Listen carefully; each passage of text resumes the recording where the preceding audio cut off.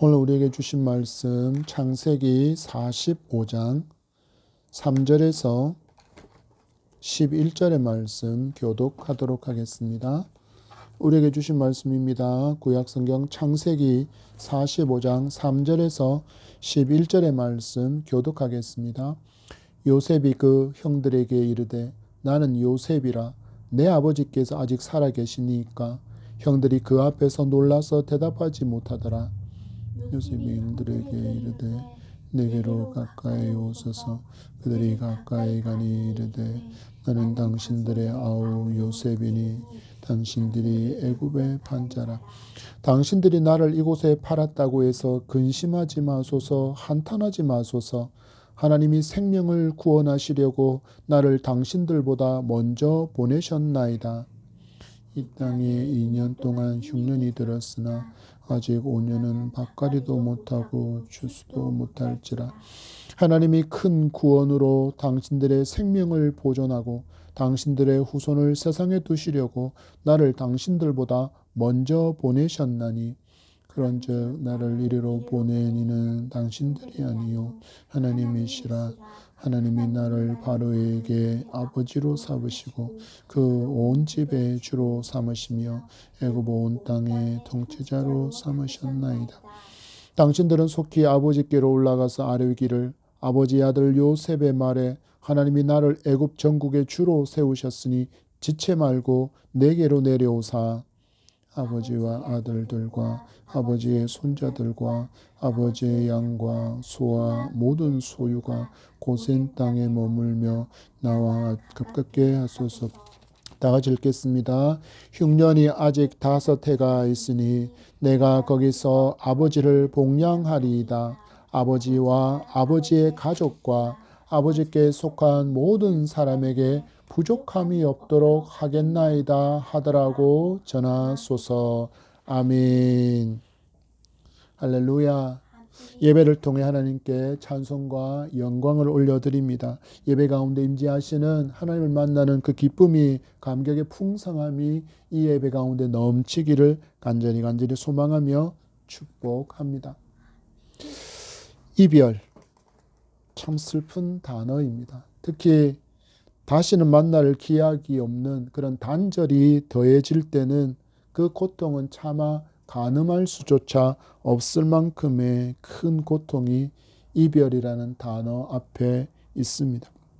우리나라를 보십시오. 우리나라는 전쟁의 아픔이 휴전 이후 계속 이어지고 있는 세계 유일의 분단 국가입니다. 북녘의 가족을 그리면서 상봉을 신청했던 13만 명의 사람들 중에 이제 남은 분들은 3만 4천 명에 불과하고 그들마저 80대 이상의 대부분 고령자가 되셨습니다. 그들은 집을 낳았을 때 금방 다녀올게라며 그렇게 나섬에 나누었던 인사가 마지막이 되어버린 채 평생을 그들은 그리움 속에서 살아온 세월이 어느덧 74년을 넘기고 있습니다. 이 사무치는 그리움의 이야기는 3800년 전 성경 속에서도 우리는 발견하게 됩니다. 그 주인공이 우리가 오늘 말씀에서 만난 요셉입니다. 자신의 의지와는 상관도 없이 형들에 의해서 인신매매로 팔려서 무려 22년 동안이나 그 생사조차도 모르는 이산가족 요셉을 우리는 만나게 됩니다. 오늘 본문은 그 길었던 22년의 이산의 아픔이 통곡의 눈물과 울음소리로 씻겨 내려가고 있는 극적인 해후의 장면을 보여주고 있습니다. 우리는 말씀을 통해서 우리가 해소해야 할 이산의 아픔을 발견하고 회복하며 살아갈 힘과 용기를 얻고 기쁨으로 나아가는 저와 여러분이 되기를 축복합니다. 그래서 우리는 주신 말씀을 통해서 우리는 하나님과 다시 만나야 할 이산 가족입니다 라는 제목으로 말씀 받기를 원합니다. 성경은 우리가 누구와 단절된 채로 살아가고 있는 이산 가족인지를 분명하게 알려주고 있습니다. 이사야는 59장 2절 말씀을 통해서 오직 너희 죄악이 너희와 너희 하나님 사이를 갈라놓았다라고 말씀하고 있습니다. 죄로 말미암아서 우리를 창조하신 하나님과 단절된 채로 진노 아래 저주의 인생을 살아가고 있는 사람이 모두 다라고 정확하게 지적하고 있습니다.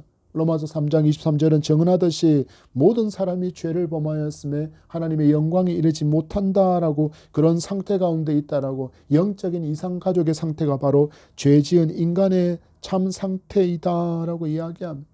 말하기를 이곳에서 예외될 이 말씀에서 예외될 수 있는 사람은 아무도 없다라고 말하고 있습니다. 모든 사람이라고 표현하고 있기 때문입니다. 모든 사람은 결국 그 죄로 말미암아 하나님과 창조주이신 하나님과 이산가족으로 살고 있었습니다. 여러분, 그런데 어떤 일이 일어났습니까? 여호와 일의 역사가 일어나게 되었습니다. 말씀하신 그대로, 약속하신 그대로 메시아 예수 그리스도께서 이 땅에 오셔서 모든 죄를 지시고 죄의 저주도 사망의 저주도 끊어주셨습니다. 22년의 긴 기다림 끝에 형제들을 만난 요셉의 고백을 통해서 왜 우리는 이 하나님과의 회복이 내 삶에 반드시 있어야 하는지 그 이유를 발견하고 회복을 사모하는 저와 여러분이기를 축복합니다.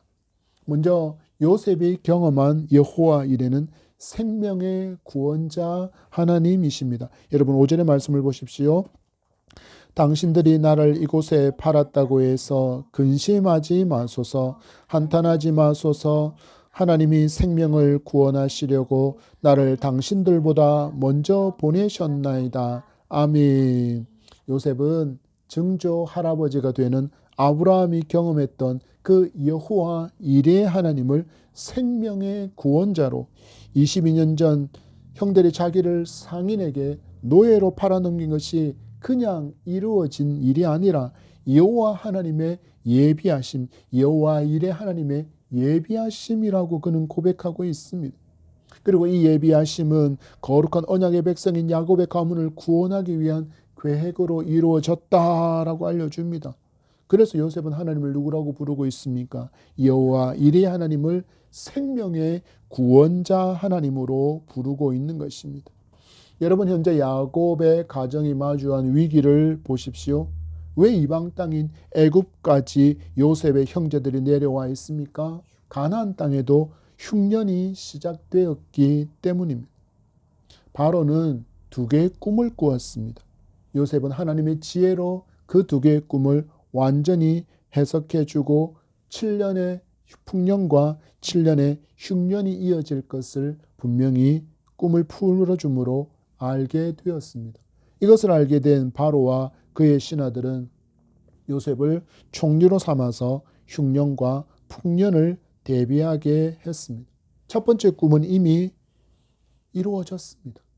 7년 동안의 풍년이 이루어져서 그들에게는 놀라운 일들이, 그 놀라운 곡식의 풍성함이 분명히 있었습니다. 그렇지만 어떤 일들이 남아 있습니까? 두 번째 꿈인 7년의 흉년이 이제 시작되고 있는 것을 보고 있습니다.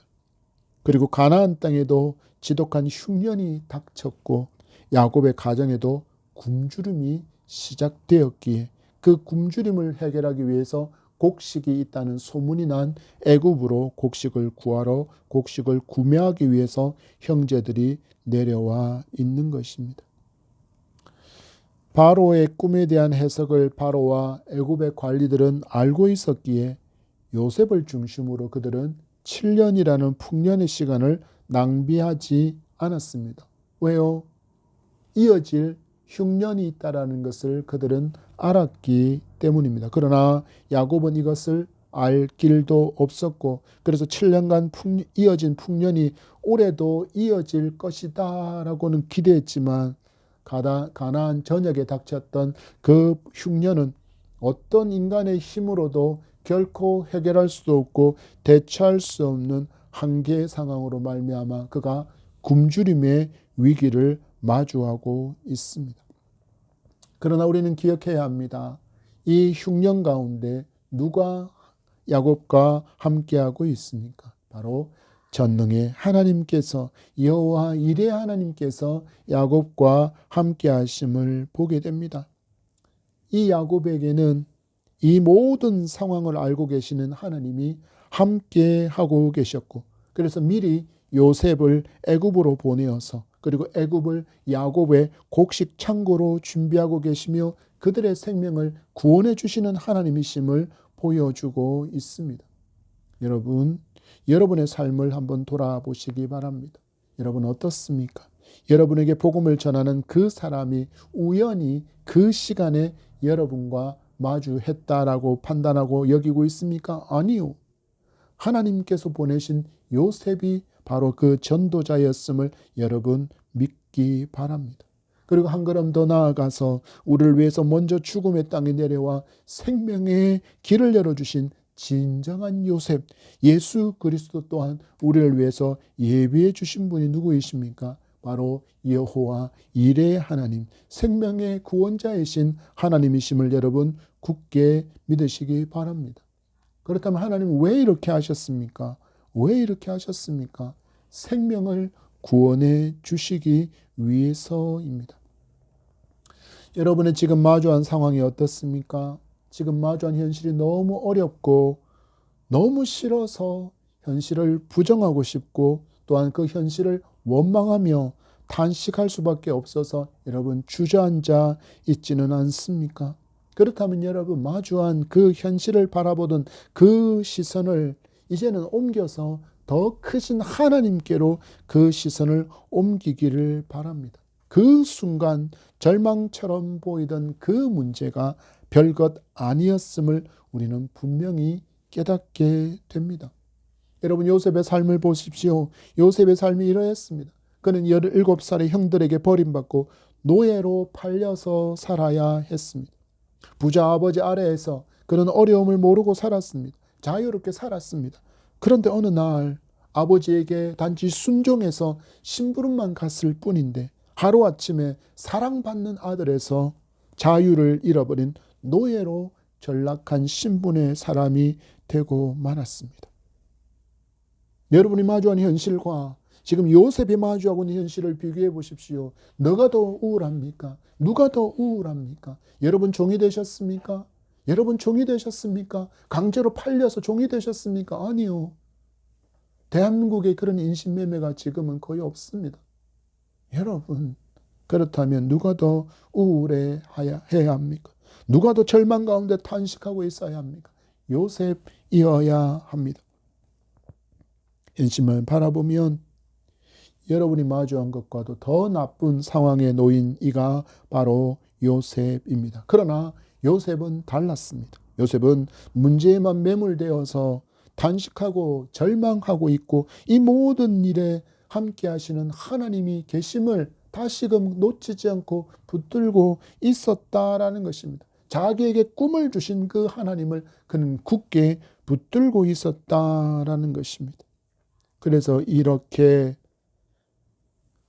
먼저 애굽으로 와서 총리의 자리에 이런 모든 과정이 자기를 통해서 아버지 야곱과 모든 가족을 구원하기 위한 여호와 이레의 예비하심이라고 그는 고백합니다. 여러분 보십시오. 그는 원망을 넘어서서 무엇을 고백하고 있습니까?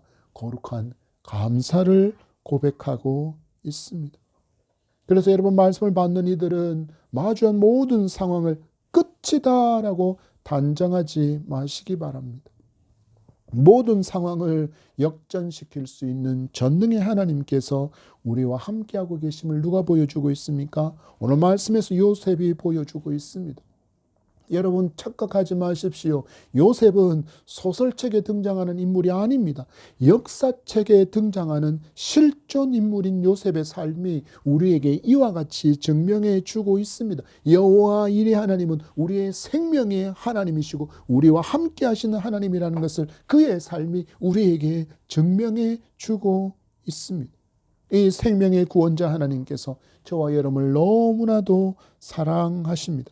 그래서 언제나 헤쳐나갈 길도 예비해 두시는 여호와 이레의 하나님이심을 우리에게 알려주고 있음을 여러분 바라보시고 이것을 믿음으로 굳게 붙드시고 그 하나님께서 지금 여러분에게 용기 내라고 손 내밀고 계신다는 사실들을 여러분 굳게 믿고 그 손 붙드시기 바랍니다. 나의 어깨를 두드려 주시고 격려하시고 힘 주시는 우리를 가장 사랑하시는 창조의 하나님이심을 여러분 믿기 바랍니다. 하나님과 이산 가족으로 살던 우리를 이렇게 찾아오셔서 생명을 주시는 이 하나님과 더 친밀한 사귐을 누리며 살아가는 저와 여러분이기를 축복합니다. 우리 잠깐 우리 스스로에게 말씀 앞에 질문해 보기를 원합니다. 여러분, 내가 하나님과 단절된 영적 이산 가족으로 방황하고 있을 때 하나님께서 나를 구원하시기 위해서 미리 보내주신 전도자 그 요셉은 누구였습니까? 여러분, 그 만남이 우연이 아닌 하나님의 여호와 이레였음을 고백하며 그 통로가 되어준 분과 함께 감사를 하나님께 표현할 수 있기를 바랍니다. 또한 이제는 여러분이 그와 같은 요셉처럼 복음을 잘 전할 수 있는 하나님의 사람으로 살아갈 수 있게 되기를 축복합니다. 여호와 이레 하나님은 생명의 구원자이시기 때문입니다. 두 번째로 요셉이 경험한 여호와 이레 하나님은 생명의 보존자 하나님이십니다. 우리 7절의 말씀 봤습니다. 하나님이 큰 구원으로 당신들의 생명을 보존하고 당신들의 후손을 세상에 두시려고 나를 당신들보다 먼저 보내셨나니. 아멘. 17세기, 18세기의 계몽주의 철학자들은 데이즘이라고 불리는 이신론을 주장했습니다. 그 이신론의 핵심적인 주장은 이렇습니다. 하나님은 더 이상 창조하신 세계에 관여하지 않으신다. 창조만 하신 후에 팔짱 끼고서 그분은 이제 수수방관 하신다라고 그들은 주장했습니다. 여러분, 이런 주장이 얼마나 어리석은 주장이며 성경에 무지한 주장인지를 누가 보여주고 있습니까? 요셉이 보여주고 있습니다. 여러분, 그의 고백을 주목해 보십시오. 당신들의 생명을 보존하고 당신들의 후손을 세상에 두시려고. 아멘. 여러분 보십시오. 생명을 구원하신 하나님은 그 후에 그냥 가만히 계시지 않으셨습니다. 구원하신 당신들의 자녀들의 생명을 보존하기 위해서도 여전히 일하고 계시는 하나님. 유다의 자손으로 오실 예수 그리스도를 보내시기 위하여 그의 조상들을 보호하고 계신 하나님이심을 우리에게 알려주고 있습니다. 이것이 여러분 은혜입니다. 여러분, 저와 여러분의 삶도 돌아보십시오. 제가 성경에서 가장 많이 강조하는 은혜가 무엇입니까? 바로 족보의 은혜라고 말씀드리지 않습니까? 여러분, 지금의 나라는 존재가 있기 전에 처음 사람 아담을 이후로 지금까지 얼마나 나의 선조들, 나의 조상들이 존재했겠습니까? 그런데 하나님은 지금의 나를 구원하시기 위해서 그 많은 조상이 대를 이어갈 수 있도록 무엇을 허락하셨습니까? 생명을 허락하셨고 생존을 허락하셨고 생산을 허락하셨습니다. 이 모든 역사가 이루어졌음의 증인이 누구입니까? 바로 저와 여러분입니다. 여러분, 한국의 역사만 돌아보십시오. 역사의 기록을 종합해 보면 무려 90회가 넘는 거대한 외세 침입이 있었습니다. 왜구나 여진족의 약탈을 당하면 무려 900회가 넘는 시간 동안 한국은 약탈당한 역사의 민족입니다. 여러분, 이런 전쟁의 기록만 있었습니까? 아니요. 동북아 일대를 뒤흔들었던 백두산 대화산 폭발 사건도 있었습니다. 그리고 무려 장장 4개월간이나 이어진 폭우와 홍수 피해 역사도 조선시대에 기록되어져 있습니다.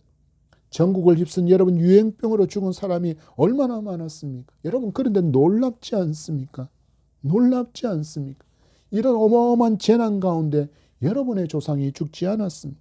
그 수많은 전쟁의 칼날을 피했고 화산 폭발에도 대홍수의 때에도 전염병에서도 살아남았습니다.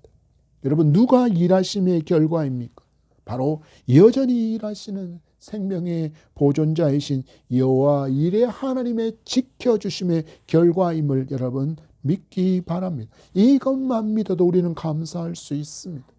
여러분, 이것은 단지 믿는 사람에게만 해당되는 사건이 아닙니다. 여러분, 믿지 않는 사람도 생존하고 있지 않습니까? 그러면 하나님께서는 그들의 조상들까지도 지키시고 인도하시고 보호하셨다라는 것입니다. 지금 생명이 있는 모든 사람에게 해당되고 적용되어지는 사건이며 은혜라는 것입니다. 살아있는 내가 바로 그 증인이라는 것을 여러분 굳게 믿으시기 바랍니다. 이것이 바로 족보의 은혜입니다. 여러분이 하나님을 인정하든 인정하지 않든 간에 하나님은 여전히 여러분을 사랑하셔서 보존해 주시고 계셨음을 여러분 주목하시기 바랍니다. 왜냐하면 예수 믿는 사람이든 그렇지 않든 간에 모두 하나님께서 창조하신 당신의 자녀들이기 때문입니다. 여러분, 우리의 일주일의 삶도 한번 돌아보십시오. 얼마나 많은 생명의 위기가 여러분을 스쳐 지나갔을까요? 여러분도 알지 못하는 사이에 스쳐 지나가는 수많은 생명의 위협들이 너무나도 많았던 일주일이었을 것입니다. 그런데 누가 지키셨습니까?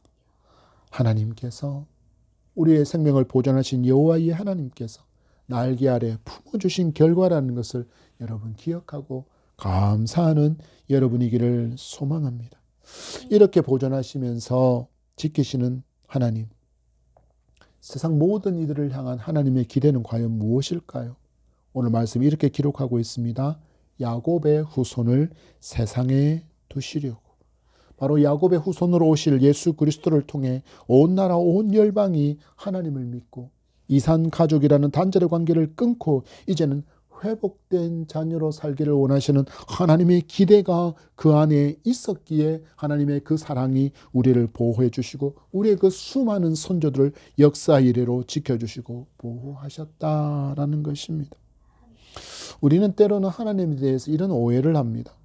하나님은 절대자이니까 인간인 우리를 마치 꼭두각시 인형처럼 이렇게 움직이고 저렇게 움직이게 하시는 분이다. 심지어는 우리의 생각까지도 그분의 통제 아래 둔다라고 생각하는 사람들이 의외로 많은 것 같습니다.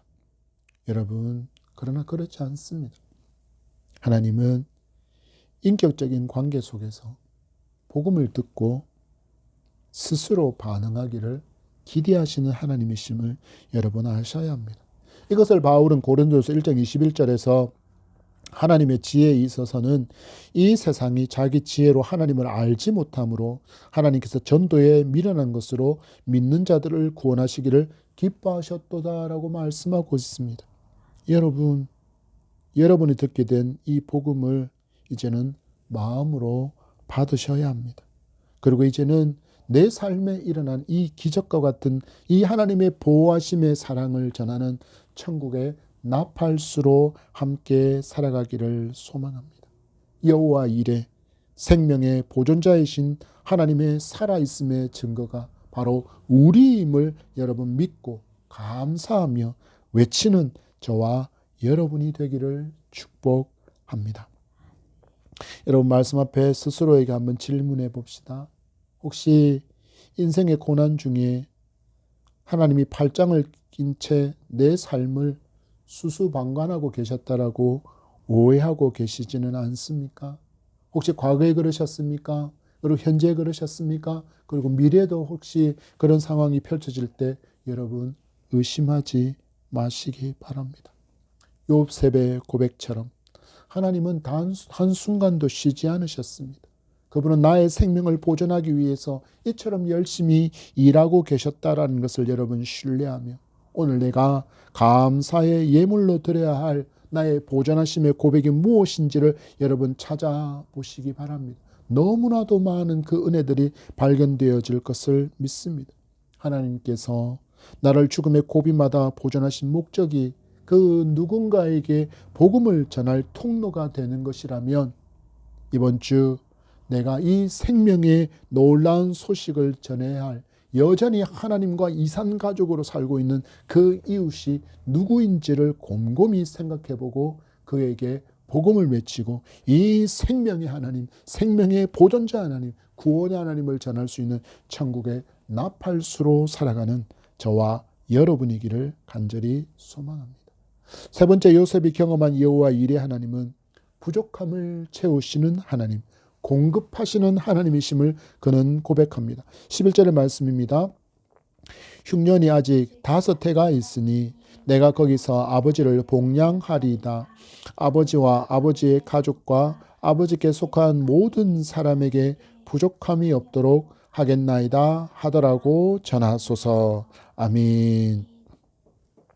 우리가 앞에서 잠깐 지켜보았지만 지금 야곱이 마주하게 될 이 흉년으로 인한 굶주림은 몇 개월만 참아보자, 내년이 되면 해결될 것이다 라고 그렇게 막연한 기다림으로 해결될 수 없는 문제라는 것을 요셉은 분명히 알려주고 있습니다. 왜요? 흉년이 몇 해나 남았기에 아직 5해가 더 남았다라고 말하고 있기 때문입니다. 당장 하나님께서 그 삶에 개입하지 않으시면 죽음과 직결될 그런 절박한 위기가 누구 앞에 있다라는 것입니까? 바로 야곱 앞에 있다라는 것을 알려주는 음성, 요셉의 음성이 오늘 우리가 마주한 11절의 말씀입니다.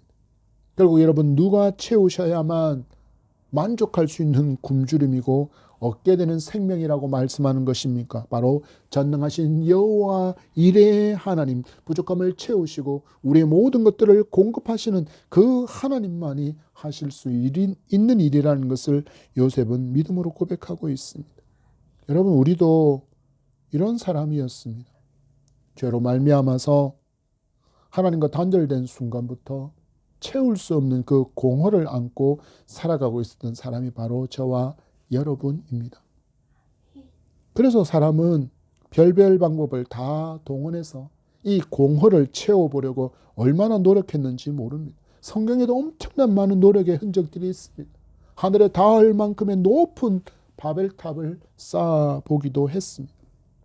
권력을 움켜쥐고 사람들 위해 군림하면 이 공허가 채워질 줄 알았습니다. 어떤 이는 많은 아내를 두면, 많은 자녀를 두면 채워질까? 또 많은 물질을 산처럼 쌓아두면 그러면 이 공허가 채워질까? 그들은 끊임없이 노력했습니다. 자기들이 할 수 있는 모든 방법이라고 여겼던 것들을 다 동원해서 이 공허를 채우려고 했지만 그 어떤 것도 하나님과의 단절이라는 이산 가족으로 마주한 그 공허를 채울 수 없었습니다. 이것이 인간의 절망입니다. 인간에게 있는 가장 큰 절망이 인간의 힘으로, 인간의 어떤 것으로는 이 공허함을 채울 수 없다라는 것이 인간의 절망입니다. 그러면 어찌해야 합니까? 하나님께서 일하셔야 합니다. 그래서 하나님은 당신의 아들 독생자 예수 그리스도를 이 땅에 보내셨고 십자가를 지고 죽으심으로 하나님과 인간을 가로막고 있던 이 죄담을 허물어 주시고 하나님과 더 이상 이산 가족으로 살지 않아도 되는 무엇을 열어주셨습니까? 생명의 길을 열어주셨습니다.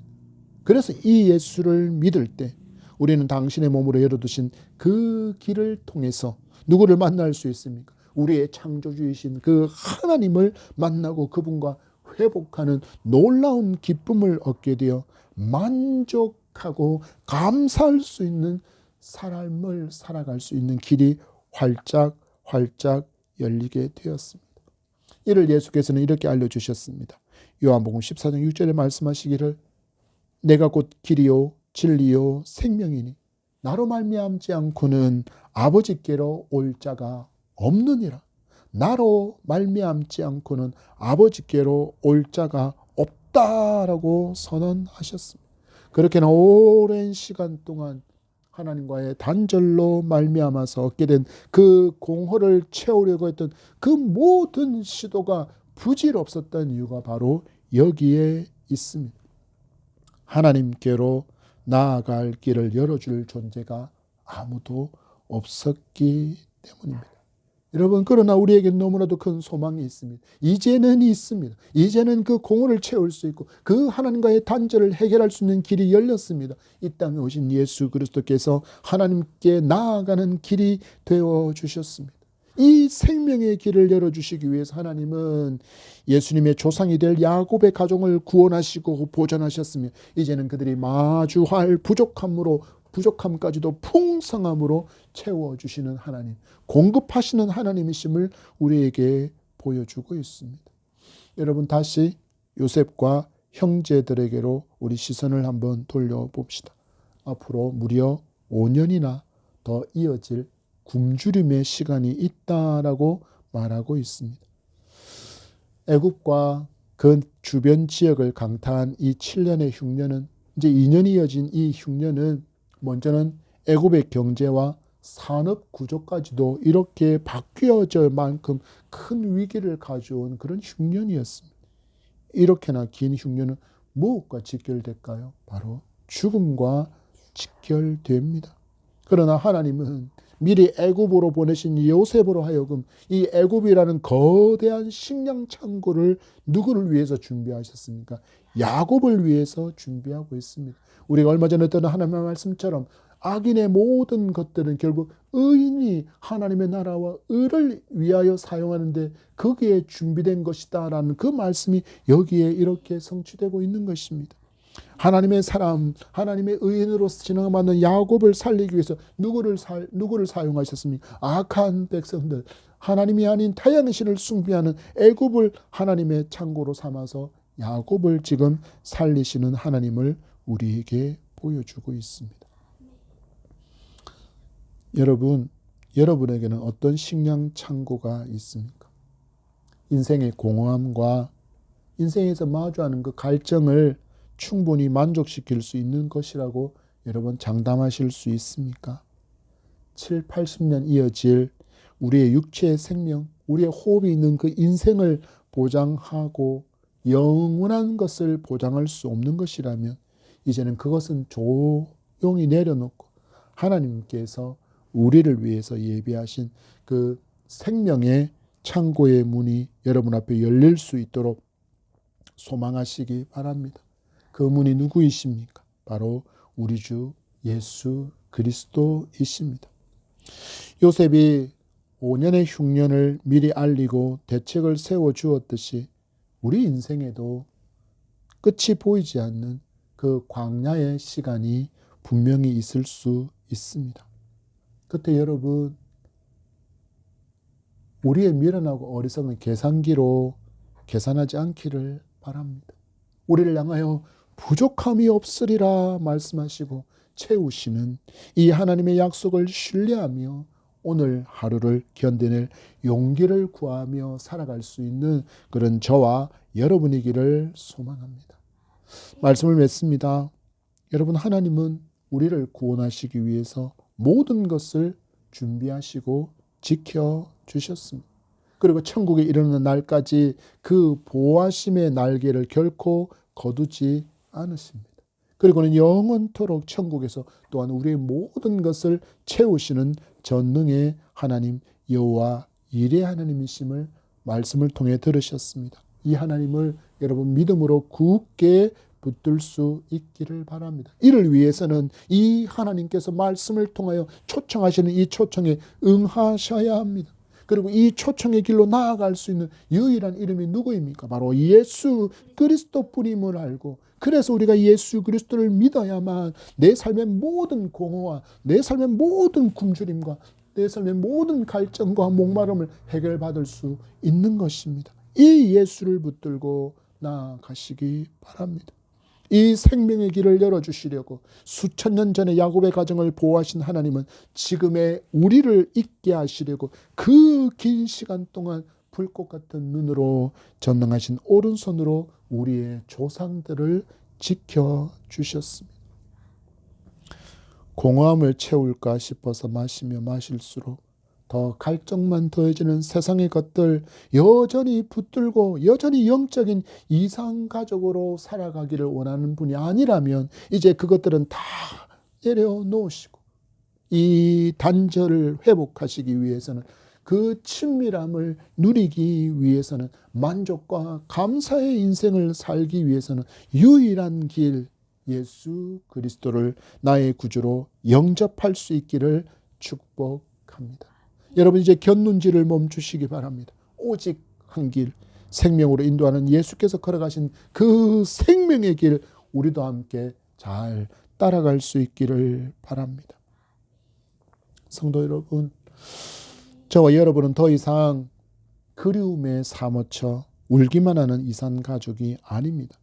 하나님은 요셉을 통해 야곱의 가정을 살리셨듯이 예수 그리스도를 통해 저와 여러분을 위한 완벽한 회복을 준비하신 하나님이시기 때문입니다.